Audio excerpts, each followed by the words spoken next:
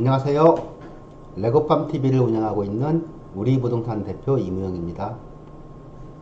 저의 부족한 경험, 얕은 지식이지만 공유하고 싶습니다.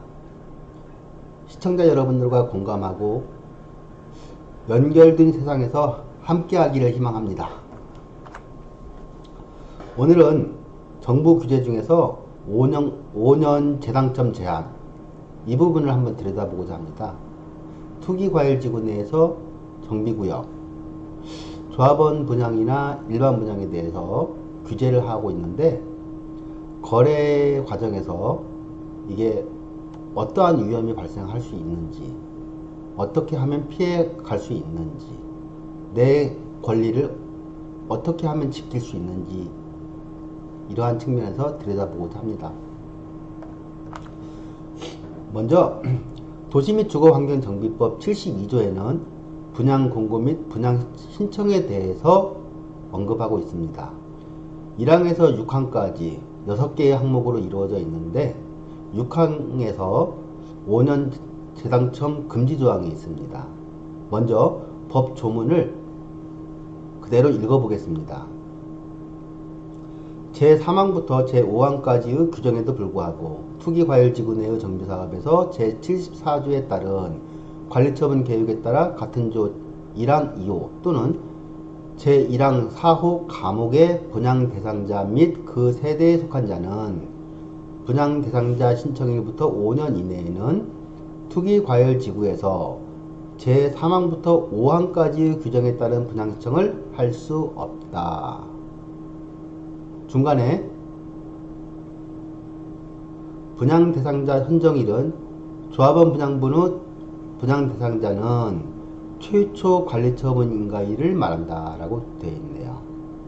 다만 상속, 결혼, 이혼으로 조합원 자격을 취득한 경우에는 분양 신청을 할 수 있다. 이 법은 2017년 10월 24일부터 시행합니다.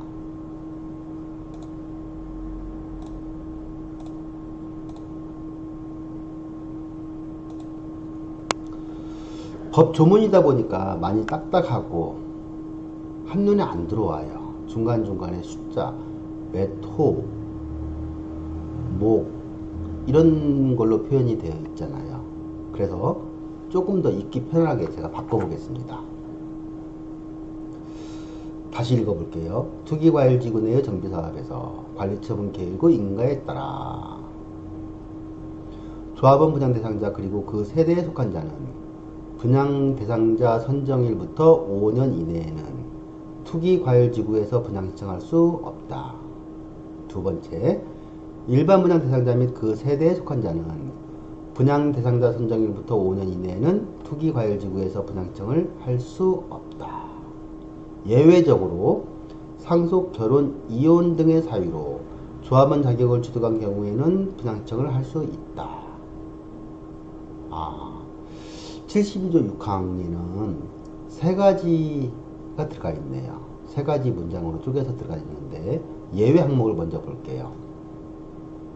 상속, 결혼, 이혼이라는 이 세 가지 사유가 벌어진다면 조합원 자격을 취득해서 분양 신청할 수 있다라고 되어 있네요. 네. 상속, 이것은 내 뜻이 아니죠. 하늘의 뜻입니다. 그러니까 이것은 건너뛰고요. 결혼, 그리고 이혼, 이것은 내 의사가 들어갈 수 있는 부분이에요. 도덕적인 것은 별개로 했을 때 이러한 요건을 갖출 수 있다면 5년 재당첨 금지 조항을 피해갈 수 있는 부분이니까 한번 검토해 볼 수 있는 부분입니다. 정부가 제가 봤을 때 이 주택시장에 네 가지의 커다란 그물을 던졌어요. 투기지역으로 한번 던졌고, 투기과열지구를 하나 던졌고, 조정대상지역으로 던졌고, 마지막으로 세법으로 이렇게 해서 주택시장을 다 에워싸고 있는 거예요. 부동산을 거래함에 있어서 참 복잡해진 이 규제를 이해해야 되는데 많이 어려운 것 같아요. 자, 요건을 보면 투기과열지구 내 정비사업이에요. 정비사업은 재개발, 재건축이죠. 서울 같은 경우에는 25개 구 모두가 투기과열지구니까 서울 시내에서 벌어지는 재개발, 재건축은 5년 재당점 제한에 이 부분이 적용이 되는 거죠. 예를 들어서 뭐 몇 년 후가 됐던지 간에 국토교통부 장관이 투기과열지구를 해제한다면 이건 없어지는 거죠. 예. 일반 분양을 먼저 볼게요. 먼저 그 정비사업에서 노후된 주택을 철거하고 신규 아파트를 건설하잖아요. 그렇게 해서 당연히 조합을 결성해서 조합원들에게 먼저 아파트를 배정하고 남는 게 있으면 일반 분양을 하는 거죠. 아파트를 공급할 수 있는 방법이 이 두 가지잖아요. 현재로서는. 그러니까 이 두 가지에 대해서 규제를 하는 거라서 조합원에 대한 규제, 일반 분양에 대한 규제이고, 일반 분양 대상자 및 그 세대에 속한 자는 세대원 전원에 대해서 규제를 하겠다는 인적 규제죠. 분양 대상자 선정일, 이건 일반 분양이니까 청약 당첨자 발표일이 되겠네요. 그렇죠? 이 날짜 기준으로 5년을 갖다가 종기를 논하면 되겠네요. 이것은 상대적으로 좀 쉬워요. 이해하기가. 그리고 청약시장은 지금 정부 정책이 무주택자 위주로 많이 반영이 되었고 다주택자들은 청약시장으로 들어갈 수가 없는 상황이니까 이 부분은 크게 작용하지는 않을 것 같아요.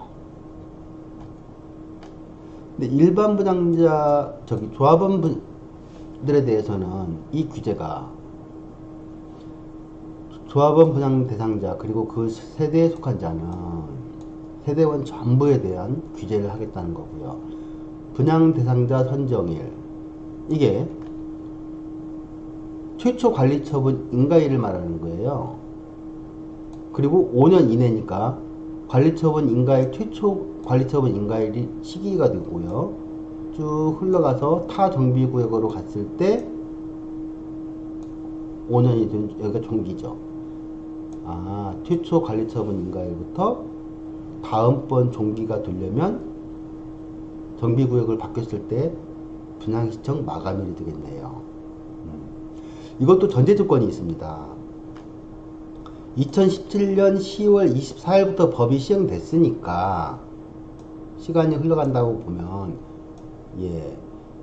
10월 24일부터 시작을 해서 이후에 정비구역에서 매수한 이 주택에 대해서 논하는 겁니다. 그러니까 이전에 매수했던 것들은 해당 사항이 없어요. 다 나가요. 입주권이. 법 시행 이후 소유권을 취득한 물건들이 정비구역에서 입주권이 어느 경우에는 나가고 어느 경우에는 현금 청산을 당하고 이런 부분을 가지고 논하는 겁니다. 법 조문은 간단해 보이죠? 그런데 개인적으로 이 필드에서 실무를 진행하는 입장에서 본다면 향후 시간이 흘러가면서 폭탄으로 터질 겁니다. 뭐 빈번하게 터지지는 않겠지만 이런 부분들이 거래 과정에서 위험으로 도사리고 있습니다. 먼저 제가 실제 사례를 가지고서 하나를 보도록 하겠습니다.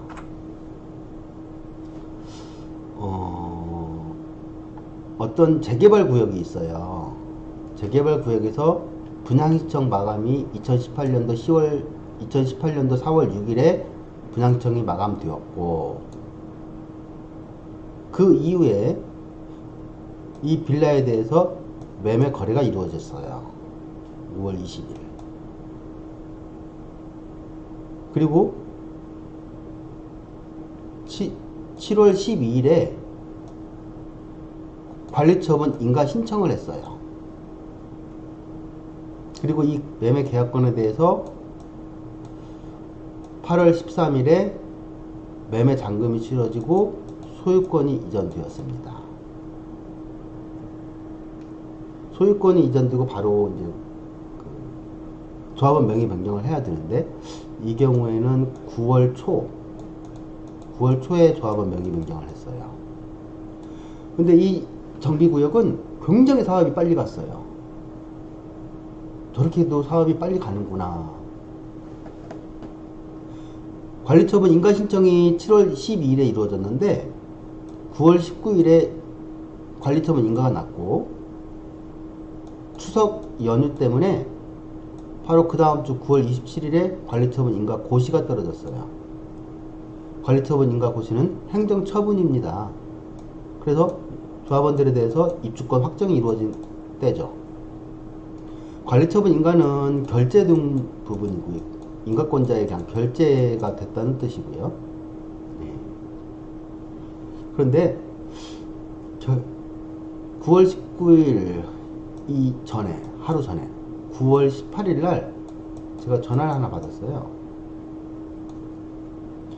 이 재개발 빌라가 결과적으로 관리처분 인가 신청이 되고 인가되는 이 과정에서 5년 재당첨 제한에 걸려서 입주권이 안 나오는 사례입니다. 이게 대체 무슨 일이야? 지진 납니다. 깜짝 놀랐죠? 72조 6항 재당첨 제한 규정을 다시 한번 보죠. 10월 24일부터 시행됐구나. 2017년. 이 앞서서 시행이 됐겠고요. 투기과열지구. 서울 전역이 투기과열지구니까 요건 충족하고 있고, 그 다음 단계로 정비구역이지, 재개발 지역이지, 다 충족하고 있죠. 최초 관리처분 인가일부터 5년이 다음 분양시점 마감일인데 이게 대체 무슨 일이야? 일단 이 부분이 좀 이상하죠. 조합원 분양 대상자, 조합원에 대해서 규제를 하는 거니까요. 이 항목만 빼고 나면은 이상하다. 거래하는 이 시점에서 매수인은 일반 분양 받은 사실이 없었고, 세대주 포함해서 세대원 전부 다 말하는 겁니다. 또 정비구역에서 관리처분 받은 사실도 없었어요. 그럼 이 경우에는 매수인 쪽에 어떤 하자가 있었네 라고 추측이 되는 거죠. 매수인이 그럼 거짓으로 물건을, 입주권이 안 나오는 물건을 팔았구나, 이런 생각도 해볼 수가 있죠. 악의적인가? 이 법을 매도인이 몰랐다면 선의일까? 선의든 악의든 지금 입주권이 안 나오는 것으로 관리처분 인가가 났죠. 큰일 났네요. 이러한 사례가 향후에 재건축이나 재개발이나 구역을 달리하면서 어떻게든 터질 수 있는 시한폭탄이에요, 사실은. 그래서 거래 과정에서 신경 써야 될 것이 많아요. 거래를 진행하는 중개업소를 운영하는 공인중개사들도 충분히 숙지하고 알아야 될 내용인데, 이게 시험에는 안 나오는 부분이잖아요. 깊이 들어가서 실무에서 벌어지는 일이에요. 또 거래 당사자인 매수인이나 매도인도 알아야 될 내용이고요. 매수인 입장에서 더 중요한 내용이죠. 계약서를 쓸 때 어떻게 써야 될까? 구두상으로만 해서는 답이 안 나오겠네요. 잔금 치르고 매수인이 모든 비용을 지불하고, 지금같이 부동산 시장이 가격이 오른 시장에서는 높은 프리미엄을 지급하는 거잖아요. 그리고 나서 2년이 됐든 4년이 됐든 몇 년 후에 가서 이런 일이 벌어진다면 머리 복잡합니다. 소송한들 많이 힘들겠죠? 조금 더 구체적으로 볼게요. 자, 2017년 10월 24일에 5년 재당첨 제한이 시행이 됐습니다. 이 정비구역은 2018년 4월 6일에 분양청이 마감이 되었고요. 정비구역 내 빌라가 5월 20일 날 거래가 이루어졌습니다. 그리고 7월 12일에 인가 신청이 들어갔는데 이 거래 과정에서 계약금만 치러졌으니까 소유권 변동이 없잖아요. 그러니까 인가 신청 당시에 조합원 명부가 구청에 들어갈 텐데 매도인 이름으로 들어간 거죠. 매도인과 세대원들이 들어가겠죠. 그리고 나서 인가 신청은 된 상태에서 8월 13일에 잔금 치러지고 소유권이 이전됐고 9월 초에 조합원 명의 변경을 했고 관리처분 인가는 9월 19일날 났습니다. 이 인가가. 그러면 조합원 명의 변경부터 이 기간은 한 보름 정도 시간이 있었네요. 인가 고시는 여기 있지만 매도인이 악의적으로 입주권이 안 나온다는 사실을 알면서 팔았을까? 이 5년 재당첨 금지 규정을 모르고서 그냥 시대대로 팔았을까? 많이 복잡해지죠. 일단 소송으로 가는 건 나중 문제고요. 입주권이 안 나온다고 했으니까 사실관계를 파악해야 되고 입주권이 나올 수 있도록 노력하는 게 우선이잖아요. 절차를 따져보니까 인가 신청된 내용을 가지고서 구청에서는 금융결제원에 재당첨 이력을 검색해달라고 요청이 들어간 겁니다. 한 2주 후에 금융결제원에서 구청으로 검색 결과를 통보가 이루어졌고요. 구청에서는 인가 내기 전에 어떠한 사람들이 5년 재당첨 제한에 걸린다. 이력 사실이 있다는 게 나온 거죠. 이 사람들에 대해서는 입주권을 제외하고 나머지 사람들에 대해서 입주권이 나오는 걸로 확정을 시킨 거죠.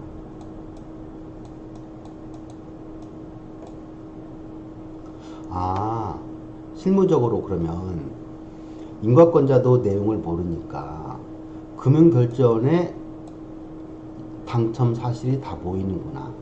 일반 분양이 됐든 조합원 관리처분으로 확정되면은 그 자료도 금융결제원에 들어가는구나. 이런 내용이죠.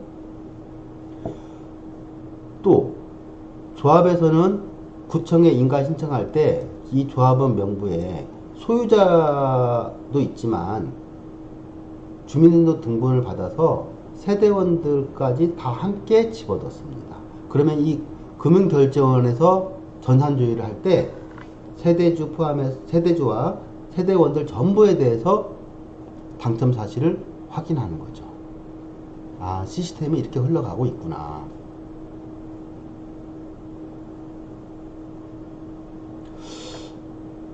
그렇다면 차라리 매매 이후에 관리처분 인가 신청이 들어갔으니까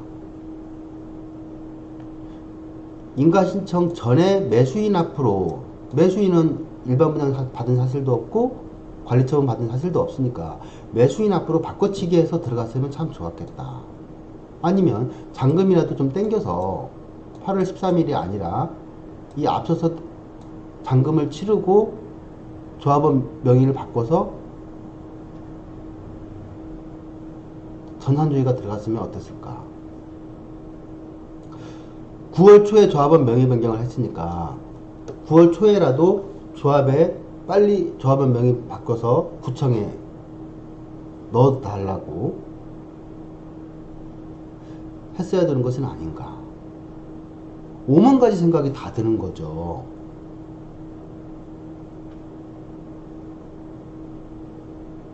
참 답답한 현상이죠. 그런데 이 경우에는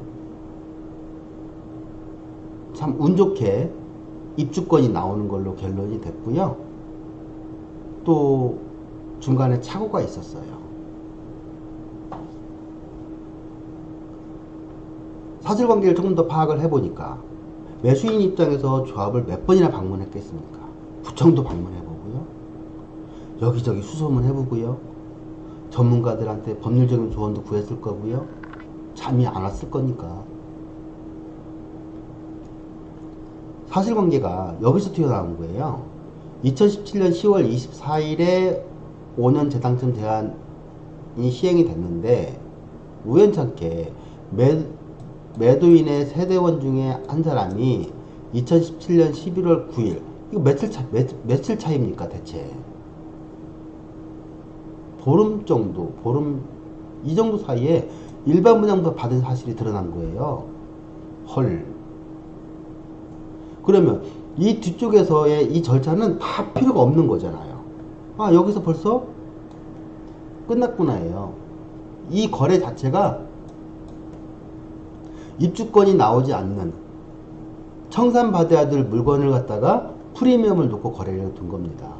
거래 당시에 프리미엄이 감정평가 금액을 뺀 프리미엄만 1억 8천이었어요. 5월 달에.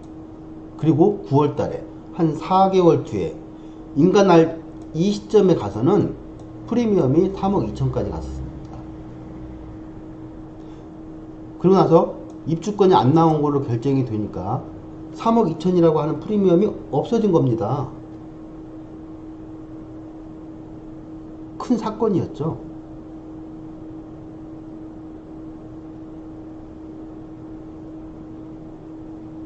결국은 뒤늦게 안 사실이지만 이 매도인이 자기 지인분한테 지인분의 집에 전입신고를 해놓은 거예요. 거주하지는 않고 개인적인 사정에 의해서 아이를 돌봐줄 목적으로. 그러면 이 일반 분양 그리고 이 지인분은 일반 분양을 받았죠. 그러면 일반 분양을 받은 이 지인분하고 이 매도인하고는 아무 관계가 없잖아요. 주민등록이 들어가 있을 망정 세대원이 아니라는 소리죠. 이 원인을 가지고 살아났어요.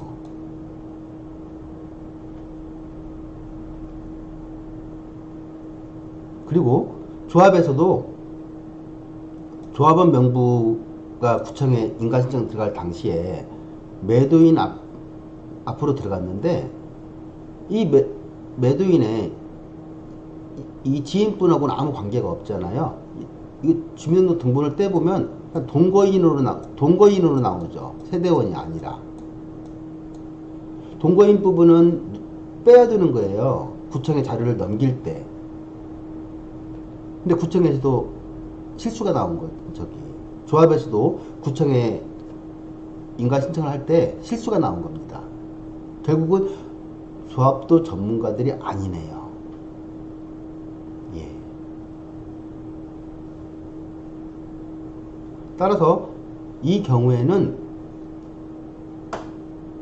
정상적으로 입주권이 나오는 걸로 그래서 결론이 났고 다시 그 조합원 명의 변경해서 재당첨에 걸리는지 금융결제원에서 확인을 했고 이상이 없어서 1차적으로 9월 27일에 관리처분 인가가 고시가 됐고요. 11월 달에 추가적으로 다시 관리처분이 변경이 된 거죠. 입주권 안 나오는 사람을 나오게 해준 건입니다. 이 과정을 보면서 5년 재당첨 제한이 얼마나 무서운 일이고 사례에 따라서 재개발, 재건축, 구역을 달리해서 투자로 들어갔을 때 어떤 일들이 향후에 벌어지겠구나를 들여다보게 되었고 이 5년 재당첨 제한은 인적 규제예요. 사람에 대한 규제예요. 조합원에 대해서 규제하겠다예요. 일반 분양 받은 사람에 대해서 규제하겠다예요. 내가 거래한 물건에 대한 물적 규제가 아니라는 소리죠. 한번 생각해 볼 부분이더라고요. 아, 이게 행정적인 절차이긴 한데 인적 규제구나, 물적 규제가 아니구나. 틈새가 살짝 보이는 듯 합니다.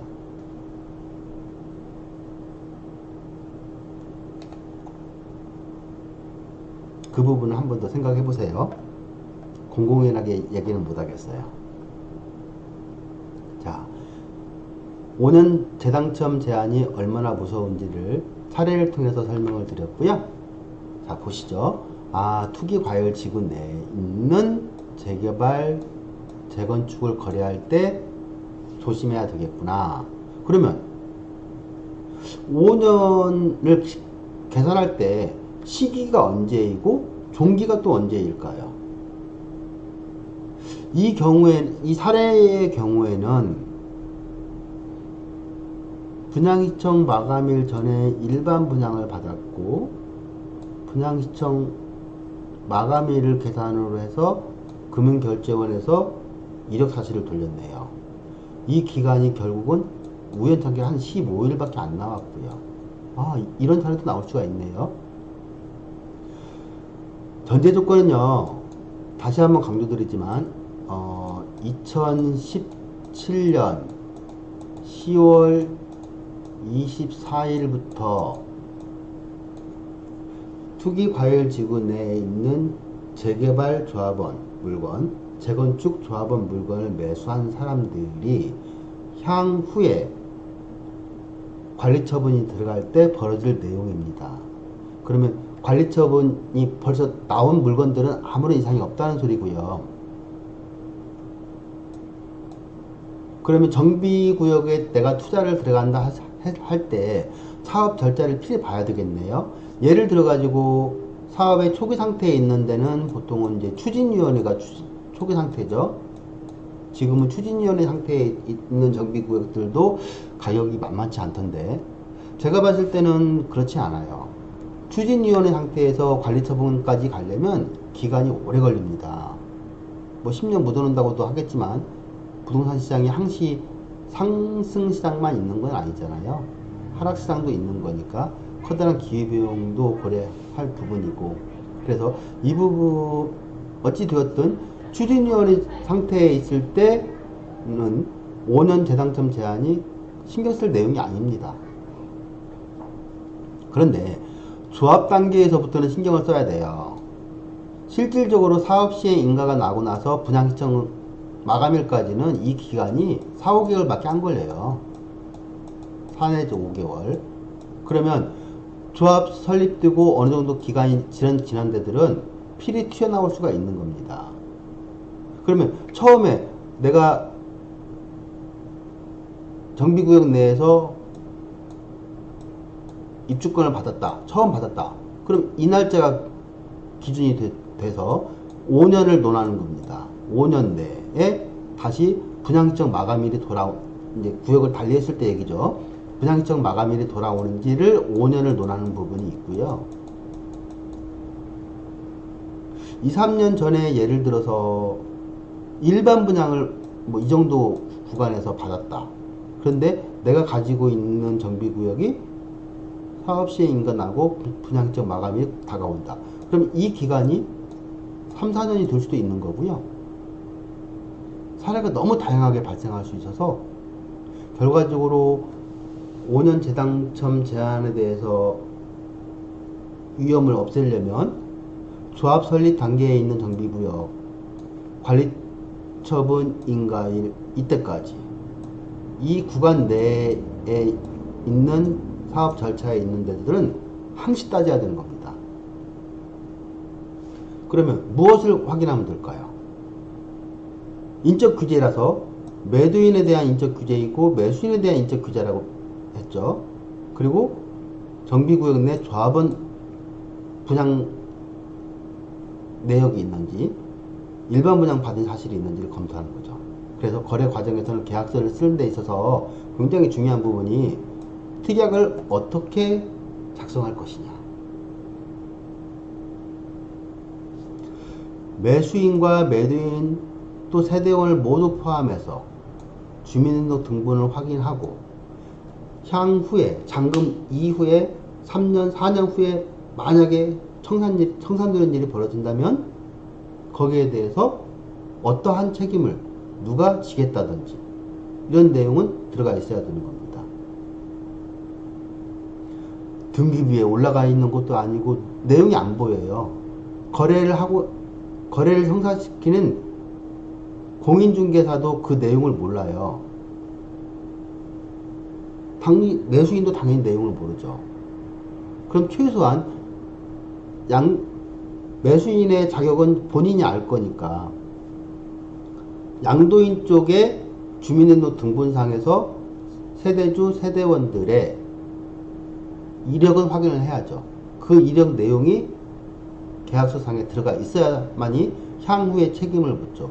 구두상으로 들어갔을 때는 어떻게 증빙할까요?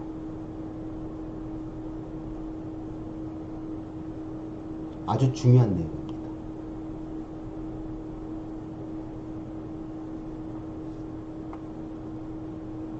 그렇죠?